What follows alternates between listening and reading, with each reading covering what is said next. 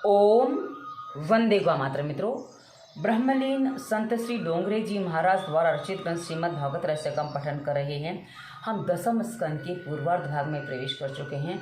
हमने अभी तक पढ़ा है कि किस प्रकार राजा परीक्षित जो शापित हो जाते हैं उनमें कोई भी अन्य विचार ना बचे, अन्य वासना ना बचे, उनमें भक्ति जगे और भक्ति से मुक्ति को प्राप्त कर सके केवल 7 दिन में। इसके लिए सुखदेव जी उनको अनन्य भक्तों के आख्यान, उनके जीवन चरित्र, उनके द्वारा गाई गई प्रार्थनाएं और उनकी जीवन शैलियाँ बता रहे हैं। और ये जो जीवन शैली जो बता रहे हैं ना मित्रों, ये आदर्शग्रस्त जीवन कैसे जिया जाए उनके लिए भी, क्योंकि यदि हम आदर्शग्रस्त जीवन जीते हैं जिसमें ब्रह्मचर्य का भी पालन होता है और हाँ, वहाँ जो वासना होती है वो संतान उत्पत्ति के लिए होती है। उसके अलावा पति पत्नी का सहचर्य और सहयोग बहुत अच्छा होता है और उसमें कोई कमी नहीं होती। तो ऐसा आदर्शग्रस्त जीवन कैसे जिया जाए उसके लिए विशेष मार्गदर्शन इस पूरी पुस्तक में बहुत अच्छे से मिल जाते हैं। मित्रों, एक बात बता दूं, हमारे संसार में जितने भी अवतारी पुरुष उन्होंने जन्म लिया है उन्होंने किसी न किसी गृहस्थ के आंगन में ही जन्म लिया। और यदि आप भी ऐसा चाहते हैं कि आपके घर में कोई आदर्श चरित्र जन्म ले तो उसके लिए आपको वैसा आदर्श ग्रस्त जीवन भी जीना होगा। किंतु आज हम देखते हैं कि आदर्श ग्रस्त जीवन ही खंडित हो गया है। ग्रस्त जीवन के खंडित होने के कारण ही हमारी संतान और हम स्वयं रोगी हो गए हैं। क्योंकि माता पिता रोगी होंगे ना तो संतान भी रोगी ही जन्म लेगी। तो ऐसी अवस्था में वो संतान अपना उद्धार नहीं कर सकती, औरों का क्या उद्धार करेगी। तो ऐसी अवस्था से यदि आप निकलना चाहते हो तो इस कथा को बहुत धैर्यपूर्वक सुनिए, उसका मनन करिए। यदि आप सुनते हैं, मनन करते हैं तो आप पति पत्नी दोनों साथ में सुनेंगे तो अपने जीवन में उस अवस्था को उतार के अपने आप को धन्य कर सकते हैं और साथ ही संसार का कल्याण भी कर सकते हैं। तो हमने पिछले अंक में जो पढ़ा था कि श्री कृष्ण के जन्म के बाद हमने देखा कि उनकी बहुत सारी लीलाएं चल रही हैं। उसमें पिछला अंक जो था उसमें गोपियों के साथ, गोपियों के घर के वो काम कर रहे हैं और उनसे थोड़े से मक्खन के लिए, थोड़ी सी छछिया भर छाछ के लिए हमने पढ़ा था कि छछिया भर ताई अहिर की छोरियाँ छछिया भर छाछ पे नाच नचावे। किसको? जिसको संपूर्ण संसार के यानी कि जो देवी देवता हैं, शेष महेश गणेश दिनेश, जिसको भजते रहते हैं, इनको स्मरण करते रहते हैं, फिर भी उनका पार नहीं पाते हैं और उनको आहिर की छोरी यानी कि गोपियाँ छछिया भर छाछ पे नाच नचा लेती हैं। तो यहाँ तक की कथा हमने पढ़ी। आज की कथा आगे बढ़ाने से पहले मंगलाचरण करते हैं। और हाँ, एक बात और बता दूं, यदि आप इस पूरी कथा को साथ में सुनना चाहते हो तो इसी वीडियो के डिस्क्रिप्शन में हमने डोंगरे जी की भागवत का पूरा प्लेलिस्ट दे रखा है, आप उसको सुन सकते हैं। श्री कृष्ण गोविंद हरे मुरारी, हे नाथ नारायण वासुदेवाय। जय श्री कृष्ण मित्रों। और आप जिनकी उपासना करते हैं उनके नाम की कमेंट अवश्य करिए, क्योंकि ये भी ईश्वर भक्ति ही है। आज की कथा है सुखिया मालिन की कथा और वृंदावन जाना। वृंदावन क्यों जाना हुआ उसकी पूरी कथा आज हम पढ़ने वाले हैं। आगे बढ़ते हैं। एक मालिन का प्रसंग भी इन लीलाओं में आता है। एक सुखिया नाम की मालिन भी थी जो रोज रोज श्री कृष्ण की कथा सुनती थी। भक्ति उसके लिए एक व्यसन सी हो गई थी। तुकाराम को भी व्यसना रूपा भक्ति सिद्ध हो गई थी। उन्होंने कहा है, पहले पढ़ ले इंद्रिया सकलावलन। सभी इंद्रियों को ऐसा स्वभाव हो गया है कि ईश्वर के भजन के बिना उन्हें शांति नहीं मिलती, यानी कि वो रह नहीं सकती हैं। मालिन का प्रेम धीरे धीरे बढ़ने लगा। श्रवण भक्ति व्यसन सी हो गई है। भक्ति का व्यसन सिद्ध करो, अन्य सभी व्यसन भक्ति मार्ग में बाधा रूप हैं। अतः भक्ति को ही व्यसन बना दो। विद्या व्यसन अथवा हरिपाद सेवनम। जिसको सेवा और स्मरण का व्यसन हो जाए वही सच्चा वैष्णव है। कन्हैया कान से, आँखों से हृदय में उतरता है। बार बार कृष्ण कथा सुनने से और बार बार उनके दर्शन करने से की उत्कंठा होती है। लाला के दर्शन के लिए सुखिया जाती है। अधिकार के बिना भगवान के दर्शन नहीं हो पाते हैं। यदि सुख सुविधा की इच्छा बनी रहती है तो भगवान के दर्शन कदापि नहीं होंगे। जीव जब तक पूर्णतः निष्काम और वासनाहीन बनता नहीं है तब तक वे दर्शन नहीं देते हैं। ईश्वर दर्शन के अलावा अन्य कोई भी वासना सूक्ष्म रूप से भी शेष रह जाए तो ईश्वर दर्शन नहीं देंगे। इनकी मन में जरा से भी उलझन रह जाती है, अरे ऐसा वैसा, तो कई बार तो जन्म लेना पड़ जाता है। जैसे कहा ना, जड़ भरत जो हुए थे उससे पहले उनकी भरत, राजा भरत के रूप में मुक्ति थी, लेकिन भरत को जो मृग प्रेम हो गया उसमें गड़बड़ हो गई तो और जन्म लेने पड़ गए। तो ये स्थिति बन जाती है। ये जिनको मुक्ति चाहिए उनके लिए है, हम जैसों के लिए नहीं है, क्योंकि हम तो ईश्वर के मार्ग पर चल के जीना चाहते हैं। आगे बढ़ते हैं। ईश्वर दर्शन के अलावा अन्य कोई वासना सूक्ष्म रूप से भी रह जाएगी तो ईश्वर दर्शन नहीं देंगे। सुखिया मालिन हर रोज नंद बाबा के आंगन में आती जाती थी, किंतु कन्हैया बाहर निकलता ही नहीं था। तो उसने एक भूदेव से कृष्ण दर्शन का उपाय पूछा। भूदेव यह जानकर अति प्रसन्न हुए कि यह एक जिज्ञासु और सुपात्र जीव है। तो उन्होंने सुखिया से कहा, अपने घर में बालकृष्ण की सेवा साधना स्मरण करती रहोगी तो प्रसन्न हो जाएगा। ईश्वर को नियंत्रण में करने का यही सबसे सरल साधन है, सेवा और स्मरण। आग्रह सेवा स्मरण का रखो, ईश्वर दर्शन का नहीं। जीव को पात्रता मिलने पर ईश्वर उसे स्वयं दर्शन देते हैं। लंबी लंबी दाढ़ी वाले साधु संत भी दर्शन के लिए आते थे। कन्हैया विचार करता था कि इन साधुओं की दाढ़ी जितनी बाहर है उतनी ही भीतर भी हो सकती है।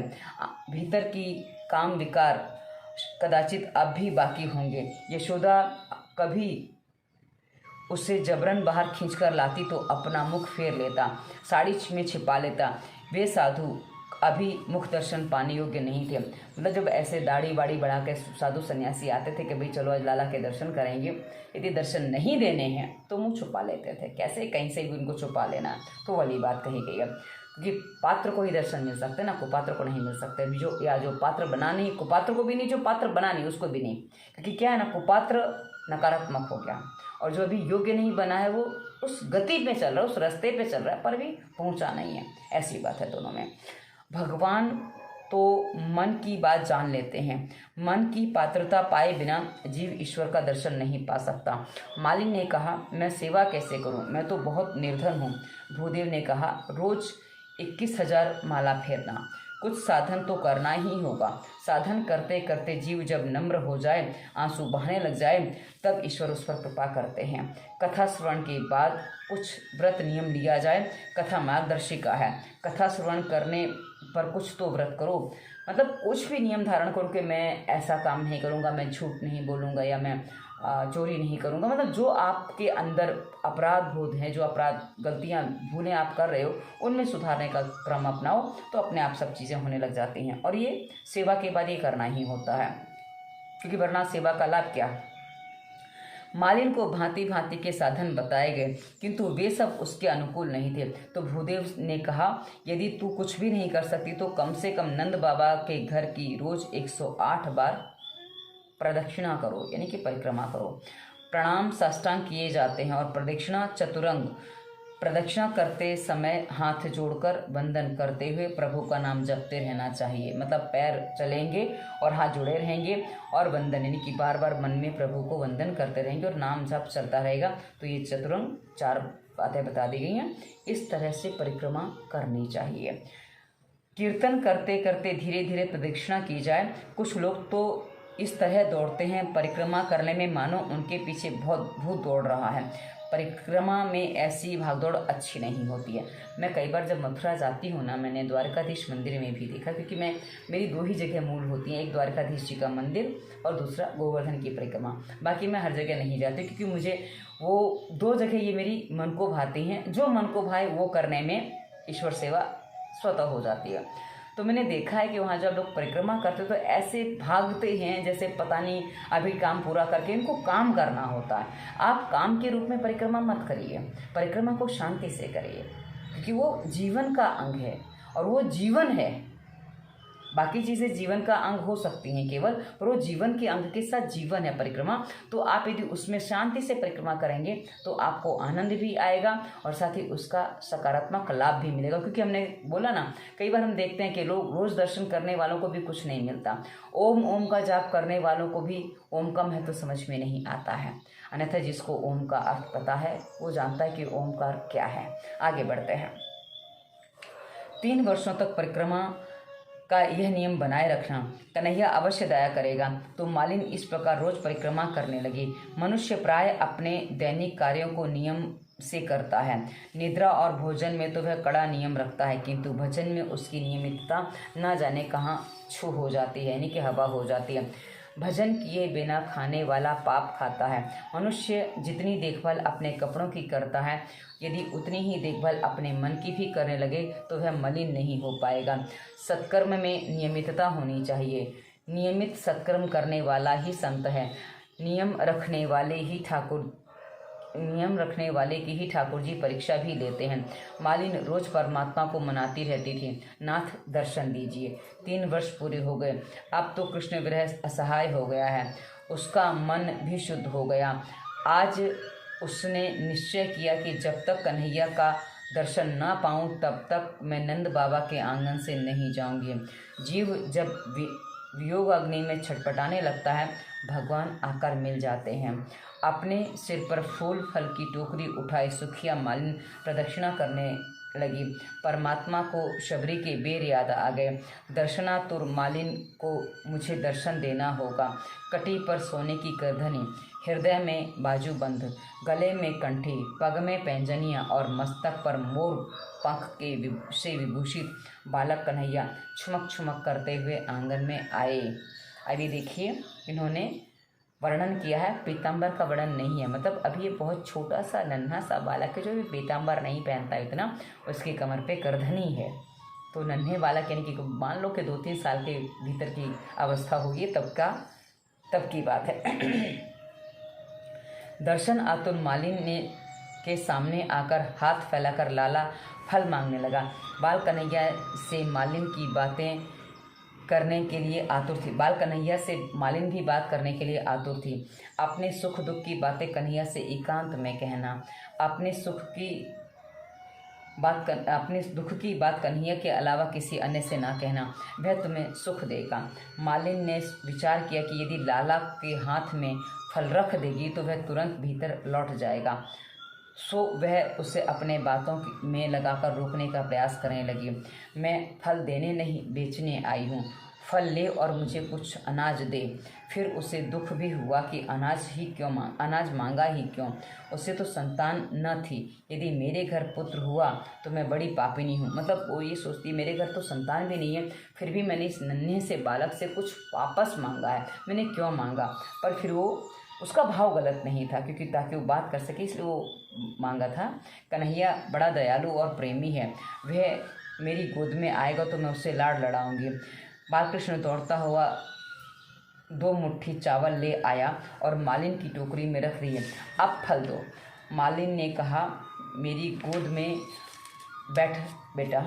तो अब हमने जो मालिन की कथा कहीं और भी जो पढ़ी है उसमें ये होता है कि अंजलि भर के तो लाने का प्रयास करते हैं, लेकिन अब नन्हा सा बालक ही तो अंजलि भर के ला रहा है, तो वो क्या है ना, धीरे धीरे रास्ते में गिरते गिरते आते हैं तो बस 2-4 दाने हाथ में बच जाते हैं, वही ला के टोकरी में डाल देते हैं। अब इसमें बात एक और भी है मित्रों कि नन्हा सा बालक, जब आप किसी छोटे से बच्चे को खाना खाते देखो, वो कुछ खाने का प्रयास करें ना, विशेषकर कुरमुरा बच्चों को अच्छा लगता है, बच्चों को अक्सर दिया जाता है, तो कुरमुरा खाए ना तो यूँ मुट्ठी भरने का प्रयास करेगा, जहाँ बर्तन में से यूँ मुट्ठी भरेगा, उसमें 1-2 दाने आएंगे, उसको खाने जाएगा, वो भी नीचे गिर जाएगा। तो बच्चों की स्थिति ऐसी होती है, इसलिए वही वाली बात है, वही वर्णन है यहाँ पे। आगे बढ़ते हैं।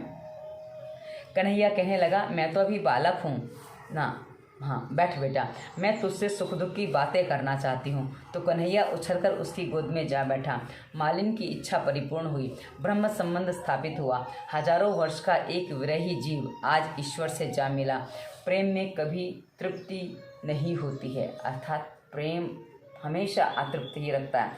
आप किसी को भी कितना भी प्रेम दो, वो अधूरा ही लगता है। संपूर्ण समर्पण के बाद, सब कुछ करने के बाद भी प्रेम में थोड़ा ऐसा लगता है ये और हो जाए, तो वो वाली बात है, प्रेम ऐसा होता है। कन्हैया कहने लगा, मैं तो अभी बालक हूँ, पिता हूँ और माता भी हूँ। मेरे साथ जो जैसा करेगा वह वैसा ही पाएगा। मालिन ने लाला को बड़े मीठे फल दिए और दोनों आनंदित हो गए। फल मिलते ही लाला भागकर अपने घर में भीतर चला गया। अभी मालिन को पहले भी लग रहा था कि मैं फल दे दूंगी तो चला जाएगा, फिर नहीं सामने आएगा, इसलिए अनाज मांगा था। तो उसमें कोई दोष नहीं, क्योंकि आपकी भावना कैसी है, भावना प्रधान होती है मित्रों। और जिस भाव से आप काम करते हैं वैसे ही काम होता है, क्योंकि भोजन तो बन रहा है, पर आप किस भावना से भोजन बनाते हैं वैसा भोजन बनता है। वैसे ही आप कोई चीज़ करें तो कैसे करें। मालिन ने प्रभु से प्रार्थना की कि कहीं अपने कन्हैया को अपनी दृष्टि ना लग जाए। मतलब ये भय सबको लगता है गोकुल में कि कहीं मेरे कन्हैया को मेरी दृष्टि दोष ना लग जाए, इसलिए बस उसको बचाते रहो। अपनी टोकरी लेकर सुखिया घर लौट आई। टोकरी सिर से उतारी तो देखा तो वह रत्नों से भरी हुई है। उसे सुखद आश्चर्य हुआ। विचार करने लगी, मेरे जन्म जन्मांतर का दारिद्र्य दूर हो गया। ईश्वर को फल दोगे तो वे तुम्हें रत्न देंगे। परमात्मा जब देते हैं तो छप्पर फाड़ कर देते हैं। मनुष्य देते समय कुछ संकोच रखता है, किंतु प्रभु तो कई गुना बढ़ा कर देते हैं। जो व्यक्ति अपने सत्कर्म रूपी फल भगवान को अर्पित करता है, उसकी जीवन टोकरी को भगवान सुख सुविधा और अन्य रत्नों से भर देते हैं। भगवान उसे ब्रह्म विद्या रूपी दिव्य रत्न भी देते हैं। सुखिया मालिन जीव का प्रतीक है। जीव से परमात्मा सत्कर्म पुण्य के फल मांगते हैं। जो तुम सत्कर्म रूपी पुण्य फल भगवान को दोगे तो वे तुम्हें कहीं गुना देंगे। भगवान किसी के भी ऋण का बोझ अपने सिर पर नहीं रखते, वे तो ब्याज सहित उसे लौटा देते हैं। हे अर्जुन, तू जो कर्म भोजन हवन दान तप आदि करे वह सब कुछ मेरे अर्पण कर दे, तभी तू मुझे पा सकेगा। माम उपैश्यसि, सभी कर्म भगवान को अर्पण कर दो। किए हुए कर्मों का पुण्य फल कृष्णार्पण करो। फल स्वयं भोगने की इच्छा ना करो। जो अपना फल भगवान को अर्पण करता है उसकी बुद्धि रूपी टोकरी ब्रह्म ज्ञान के रत्नों से छलक जाती है। कन्हैया सभी को फल देता है। भगवान की गोकुल लीला यहाँ परिपूर्ण होती है। बाल लीला का श्रवण और श्रद्धा उत्पन्न करता है। कृष्ण लीला का श्रवण भक्ति उत्पन्न करता है, यानी कि बाल लीला का श्रवण जो है वो श्रद्धा उत्पन्न करता है और जो आगे की लीला उसमें भक्ति उत्पन्न होती है। अब एक बात और बताता हूँ मित्रों, ये जो गोकुल छोड़ते हैं, गोकुल के साथ ही माखन चोरी करना भी छोड़ देते हैं, क्योंकि अब वो गौएं चराने जाते हैं और वहाँ बांसुरी बजाते हैं। तो हमने देखा कि किस प्रकार बाल लीला में गोपियाँ उस नन्हे से बालक से आकर्षित हैं। अब यही बालक जिससे आकर्षण था, क्योंकि जो गए हैं ना ब्रज गोकुल से वहाँ पे वृंदावन, तो सब गए हैं। ऐसा नहीं कि केवल श्री कृष्ण का परिवार गया, पूरा गोकुल गांव ही गया है। तो गांव जब पूरा गया तो लोग वही हैं, तो उनकी भावनाएं कहाँ से बदल जाएंगी। इसलिए उस बालक के प्रति धीरे धीरे उनकी भावना आगे बढ़ेंगी। और जो कई बार हम कहते हैं ना कि महारास में जो लोग कई बार जो प्रस्तुत करते हैं उनकी बात करो, या जो लोग समझ लेते हैं कि वो उसमें व्यभिचार हुआ है, इतनी गोपियों के साथ श्री कृष्ण ने व्यभिचार किया, वो व्यभिचार है ही नहीं, क्योंकि वो किस तरह से है वो सारा वर्णन पुस्तक में बहुत ही स्पष्ट तरीके से दिया गया है। एक बालक है जो ईश्वर का रूप है और अनन्य जन्मों से जो ऋषि मुनि तप कर रहे थे और वो कुछ नहीं कर पा रहे थे, जो उनमें वासना बनी हुई थी, उनको जो पता चला तो उन्होंने गोकुल में गाय बछड़े और गोपियाँ किसी भी रूप में उनको गोकुल आने को मिला, पेड़ पौधे तक के रूप में उन्होंने जन्म लिया। तो ये सारी बातें ऐसी हैं। आगे बढ़ते हैं। अब वृंदावन लीला आरंभ हो रही है। भारत भूमि कर्म भूमि है, अन्य देश भोग भूमि है। हमारे यहाँ कर्मानुसार फल मिलते हैं। प्रत्येक कर्म को परमात्मा की आज्ञा मानकर ही पूर्ण करो। भक्ति और कर्म में वैसे कोई भेद नहीं है। प्रभु को प्रसन्न करने के लिए किया गया कर्म ही भक्ति है। कर्म में फल इच्छा कपट है। फल इच्छा किए बिना किया गया कर्म ही भक्ति है। जो कोई प्रत्येक कर्म ईश्वर के हेतु करता है उसके वे सारे कर्म भगवान की भक्ति बन जाते हैं। कर्म करते समय भगवान के लिए ही करने की निष्ठा रखनी चाहिए। कर्म करते समय मन ईश्वर से संलग्न रहे तो प्रत्येक क्रिया भक्ति बन जाएगी। व्यवहार को अतिशय शुद्ध रखोगे तो वे सब भक्ति ही बन जाएंगे। मतलब हम व्यवहार जब करते हैं, हम किस भावना से व्यवहार करते हैं उस पर निर्भर करता है कि वो भक्ति बनेगी या हमारा पाप कर्म या पुण्य कर्म। क्योंकि यदि आप अच्छे काम भी कर रहे हैं लेकिन आपके मन में कपट है तो वो दुष्प्रभावी हो जाएगा। जैसे दुर्योधन ने दुर्वासा ऋषि को ये कहा कि तुम पांडवों का कल्याण करो, इसलिए आप वहाँ जाओ और उनके यहाँ भोजन करो ताकि उनका भी कल्याण हो। पर उसको मुँह से कल्याण की बात थी लेकिन उसके मन में कपट था, इसलिए पांडवों ने तो उस चीज़ को ठीक से हो गया उनका, लेकिन कौरव समाप्त हो गए। तो ये वाली बात है, आप किस भावना से काम कर रहे हो कहना पर्याप्त नहीं है, आपके मन की भावना उसमें होती है। आगे बढ़ते हैं। पाप करते समय मनुष्य ईश्वर को भूल जाता है। ईश्वर सर्वव्यापी और सर्वत्र है, ऐसा मानोगे तो पाप कभी नहीं कर पाओगे, क्योंकि सब जगह ईश्वर दिखेगा तो पाप हो ही नहीं सकता, सीधी सी बात है। व्यवहार और भक्ति में भेद नहीं है। ईश्वर की भावना रखकर किया गया व्यवहार ही भक्ति है। जब तक शरीर तब तक व्यवहार अनिवार्य है। प्रत्येक कर्म को भक्तिमय बना दो। भोजन करते समय मान लो कि यह नारायण है और नारायण के लिए आहार बनाना है, नारायण के लिए भोजन बनाना है और नारायण भोजन कर रहे हैं। जब किसी को खिलाओ तो ऐसी भावना करो। ऐसे संधान होने पर भोजन में भक्ति आती है। व्यवहार को भक्ति और ज्ञानमय बनाओ। ईश्वर से कभी दूर न जाओ। कभी निठल्ले मत बैठो। निठल्ला हाथ पाप कर बैठता है। कामकाज करते रहने की आदत का यकायक त्याग कर दोगे तो शरीर पापाचार करने लगेगा। सो प्रवृत्तिरत रहो और प्रवृत्तियों को ईश्वर में बना दो। अब हमने अक्सर देखा है, क्योंकि मैं एक महिला हूँ, कि घरों में जब बहुएं आती हैं तो कई बार सासों को लगता है बस बहुत काम कर लिया, अब एकदम आराम करो, और वो एकदम से सब काम छोड़ देती हैं। और ऐसी अवस्था में क्या होता है कि उनका शरीर फिर कई बार 6-8 महीने में या साल भर में रोगी हो जाता है, क्योंकि वो एकदम से काम जो छोड़ देती है ना, उनको लगता है तो हम सास बन गए, बहुएं काम करेंगे, हम आराम करेंगे। आराम करना चाहिए, लेकिन एकदम ऐसे आराम मत करिए कि सब कुछ छोड़ छाड़ के बैठ जाए, क्योंकि खाली दिमाग हो गया, खाली शरीर हो गया, तो उसमें बस वही दुर्भावना, कहा ना निठल्ला मत बैठो। तो वो काम करते रहो, कुछ भी सब्जी काटो, ये करो वो करो, कुछ तो करते रहो। यदि आप बैठे बैठे कुछ नहीं कर सकते तो फिर सब गड़बड़ हो जाता है और वे निठल्लेपन करवा देता है। आगे बढ़ते हैं। निठल्ले व्यक्ति के मन में पाप और विकार जागने लगते हैं। इसे सतत सत्कार्य करो। घर गृहस्थी चलाने के लिए कामकाज, नौकरी, धंधा तो सबको करना होता है, किंतु उन प्रवृत्तियों के समय ईश्वर को मत भूलना। प्रत्येक घंटे के आरंभ में कुछ क्षणों के लिए ईश्वर का ध्यान करते रहोगे तो पाप दूर होंगे। अभी प्रत्येक घंटे में आरंभ करो, फिर थोड़ी धीरे हमेशा वो होने लग जाए, क्योंकि जब आप एक बार अभ्यास करते हो ना किसी चीज़ का, तो फिर वो बार बार करने का अभ्यास हो जाता है और बार बार करने से वो अभ्यास परिपक्व हो जाता है। बस यही तो चाहिए, और क्या चाहिए भक्ति के लिए। ईश्वर द्वारा की गई स्थिति में आनंद मानो। ईश्वर द्वारा दी गई स्थिति में आनंद मानो। अपनी सभी प्रवृत्तियों को ईश्वर से संधान बनाए रखो।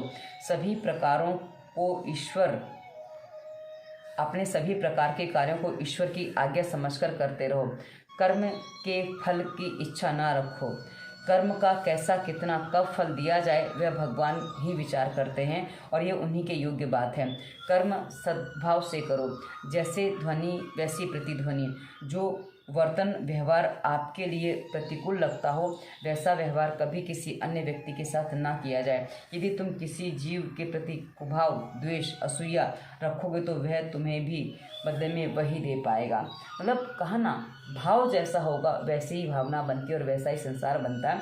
तो जैसे आप हैं वैसे ही लोग आपको मिलते हैं। कई बार लोग कहते हैं अच्छे लोग मिलते नहीं हैं, क्योंकि अच्छे लोग मिल तो जाते हैं लेकिन अपना व्यवहार कई बार ऐसा होता है कि वो अच्छे लोग हमारे पास टिक नहीं पाते, क्योंकि अच्छे लोग किनारा कर जाते हैं, क्योंकि जब उनको लगता है कि आपसे व्यवहार मैच नहीं हो तो किनारा कर जाते हैं। इसलिए मित्रों, आप जैसा व्यवहार औरों से चाहते हो ना, वैसा ही व्यवहार उनके साथ करोगे तो कभी भी आपको दुख नहीं होगा, पीड़ा नहीं होगी।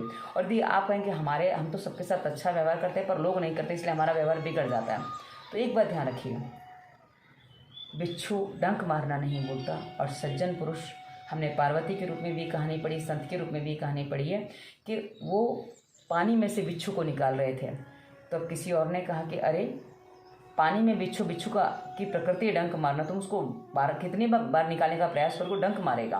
तो उन्होंने कहा जब वो अपनी दुष्प्रकृति नहीं छोड़ सकते तो हम अपनी अच्छी प्रकृति क्यों छोड़ दें।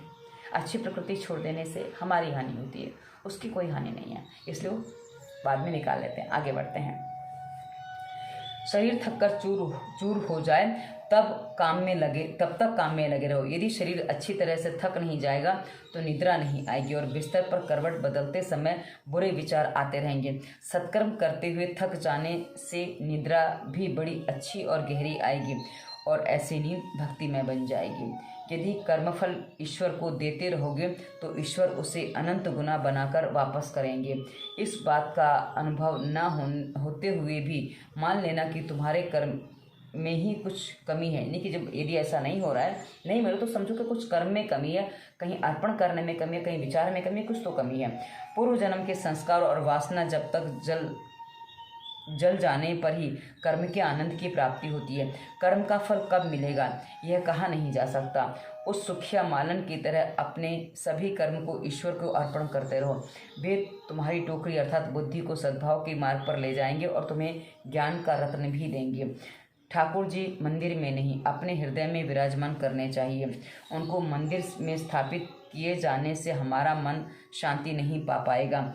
बुद्धि में से विषयाशक्ति कूड़ा करकट साफ करने पर ठाकुर जी को उसमें बिठलाना है। मतलब अपने बुद्धि का जो कूड़ा करकट उसको साफ कर दो, उसके बाद उसमें ठाकुर जी को बिठाओ, तब वो काम करेगा। घर में तो मंदिर बना दिया, वहाँ घंटी भी हिला दी, आरती भी कर दी, फूल फल भी चढ़ा दिए, लेकिन मन नहीं बदला, भावनाएं नहीं बदली तो कुछ नहीं होने वाला है। आगे बढ़ते हैं। हम जिस प्रकार सांसारिक विषयों को मन में जमाए रहते हैं, उसी प्रकार प्रभु को कभी स्थान देंगे तो शांति मिलेगी और तभी जीवन कृतार्थ होगा। बालकृष्ण 5 बरस के हुए हैं और उन्हें वृंदावन जाने की इच्छा हुई है। गोकुल में तो उत्पात हो रहे थे। उनसे व्यथित होकर चाचा उपनंद ने विचार किया कि बालकों के साथ दूसरे गांव में चला जाना चाहिए। यहाँ से कुछ ही दूरी पर आया हुआ गांव वृंदावन रहने योग्य है। वृंदावन नाम सभी ने इस प्रस्ताव को स्वीकार किया। बलराम और कन्हैया भी राजी हो गए। वहाँ खेल कूद पर अधिक आनंद आएगा, सो वृंदावन जा बसे। वृंदा का अर्थ है भक्ति और वृंदा तुलसी पत्र को भी कहते हैं। वृंदा तुलसी का नाम भी है, तो ये दोनों ही हैं। वृंदा का वन भी है वहाँ पे और ये भक्ति का वन भी है। मतलब हर तरीके से वो रहने का स्थान है। सो भक्ति का वन वृंदावन है। बालक के 5 वर्ष के होने पर उसे गोकुल में से वृंदावन लाया जाए, अर्थात लाड़ प्यार की अवस्था से प्राथमिक अवस्था में से मतलब लाड़ प्यार की प्राथमिक अवस्था में से उसे भक्ति में के वन में लाया जाए। 5 वर्ष समाप्त होने पर लाड़ प्यार में कुछ कमी की जाए। अब यदि बालक 5 वर्ष का हो जाता है, क्योंकि आजकल तो हम देखते हैं 2.5-3 साल का बालक भी नहीं होता है, अभी तो हगना मूतना भी नहीं बता पाता, उससे पहले उसको स्कूल छोड़ देते हैं। थोड़ा दूर रहना सीखेगा। अरे भाई, दूर रखना था तो बच्चे को जन्म क्यों दिया है?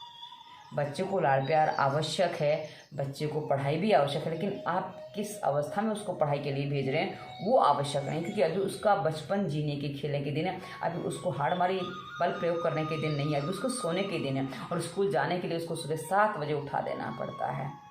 अभी वो सोने में बढ़ रहा है। 5 वर्ष तक के बालक को कभी भी निद्रा से उठाना नहीं चाहिए, वो जितना से उसको सोने देना चाहिए, तो वो स्थिति होती है। और उस अवस्था में आप उस बालक को सुबह 7 बजे 6 बजे स्कूल बस आने वाली है भेजने के लिए उठाते, वो उसके साथ बहुत अधिक अत्याचार होता है, ऐसा मैं मानती हूँ। इसलिए मैंने अपने बच्चे को स्कूल भेजा था, 3.5 साल की अवस्था में भेजा था।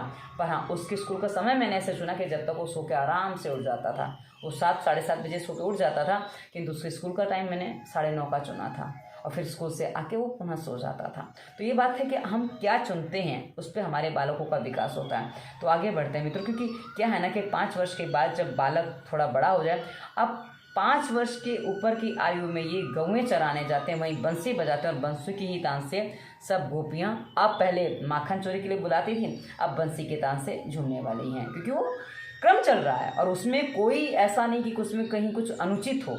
एक बालक की लीलाएं हैं और वो बालक ईश्वर के रूप में है, इसलिए ये सारी चीज़ें वैसे होती हैं। आगे बढ़ते हैं। यदि सामान्य रूप में मानो, यदि आप तारक मेहता का उल्टा चश्मा आपने देखा है तो उसमें टप्पू की सेना को ले लो, फिर टप्पू सेना का भी कुछ वैसा ही व्यवहार है, तो टप्पू की बात हर कोई मानता है। वो तो एक साधारण बालक है, उसकी जो सीरियल में बताया गया वैसी बात मानता है, तो ये तो स्वयं अवतार हैं। आगे बढ़ते हैं। बालक को धर्मभीरु संस्कारी बनाने के लिए बचपन से ही उसे धार्मिक शिक्षा दी जानी चाहिए। एकादशी के दिन से उसे अन्न ना दिया जाए, एकादशी के दिन उसे अन्न का आहार ना दिया जाए। ये बड़े पालन करेंगे तो बच्चे भी अपने आप छोड़ देंगे, कि एकादशी के दिन यदि अन्न खाते तो उसमें दोष, पहले ही हमने एकादशी व्रत का महात्म्य पढ़ा है, तो वो होता है। इसलिए एकादशी को व्रत कर लो, तो व्रत में आप फल खा सकते हो, बच्चा नहीं रह पाता उसको फलों के रस दे पिला दो, बहुत सी चीज़ें दे सकते हो, पर अन्न खाना आवश्यक नहीं है। और ये आप कर सकते हैं, बच्चे को भी करवा सकते हैं। तो वो वाली बात है, एकादशी के दिन उसे अन्न आहार ना दिया जाए। अपने बालक को अच्छे संस्कार न देने वाले माता पिता उसके सबसे बड़े शत्रु होते हैं। भक्ति और धर्म की शिक्षा न देने वाला माता पिता उस बालक के शत्रु ही हैं।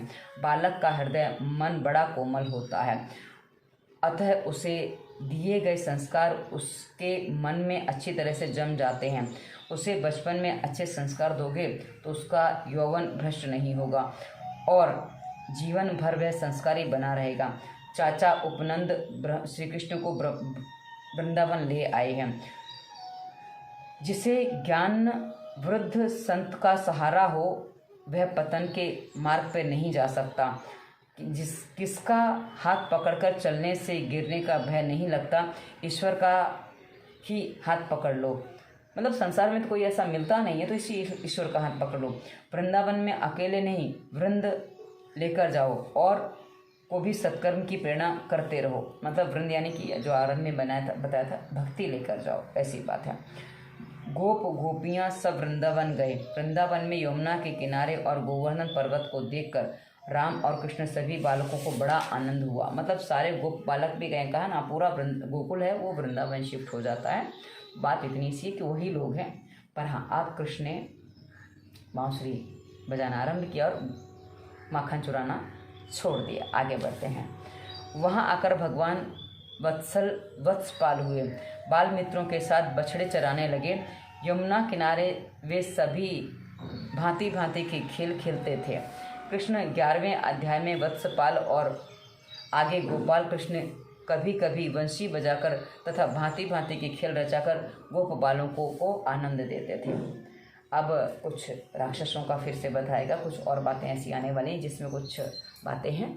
आज कथा को हम यहीं विराम देते हैं। श्री कृष्ण गोविंद हरे मुरारी, हे नाथ नारायण वासुदेवाय। जय श्री कृष्ण मित्रों, धन्यवाद। वंदे मातरम।